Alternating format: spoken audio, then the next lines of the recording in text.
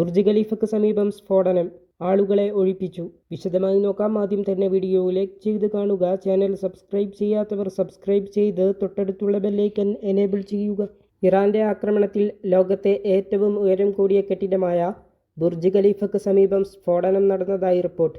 കെട്ടിടത്തിന് സമീപം സ്ഫോടനവും പുകയും ഉയർന്നു. ബുർജ് ഖലീഫയ്ക്ക് സമീപം ഇറാനിയൻ ഡ്രോൺ കണ്ടതായി റിപ്പോർട്ട് ചെയ്തതിന് തൊട്ടു പിന്നാലെയാണ് കെട്ടിടത്തിന് സമീപത്ത് പുക ഉയരുന്നത് കണ്ടത്. ലോകപ്രശസ്തമായ കെട്ടിടം ആക്രമണത്തിന്റെ ലക്ഷ്യമായിരുന്നോ, എന്തെങ്കിലും കേടുപാടുകൾ സംഭവിച്ചിട്ടുണ്ടോ എന്നും വ്യക്തമല്ല. നഗരങ്ങളിൽ മറ്റു ഭാഗങ്ങളിൽ സ്ഫോടനങ്ങൾ മുഴങ്ങിയതിനാൽ കെട്ടിടത്തിൽ നിന്ന് നേരത്തെ തന്നെ ആളുകളെ ഒഴിപ്പിച്ചിരുന്നു. അതേസമയം ഇറാന്റെ പരമോന്നത നേതാവ് ആയത്തുള്ള അലി ഖംനേയി കൊല്ലപ്പെട്ട വിവരം ഇറാന്റെ ഔദ്യോഗിക വാർത്താ ഏജൻസികൾ സ്ഥിരീകരിച്ചു. ശനിയാഴ്ച അമേരിക്കയും ഇസ്രായേലും സംയുക്തമായി ടെഹ്റാനിലെ ഖംനേയിയുടെ വസതി ലക്ഷ്യമിട്ട് നടത്തിയ വ്യോമാക്രമണത്തിലാണ് അദ്ദേഹം കൊല്ലപ്പെട്ടത്.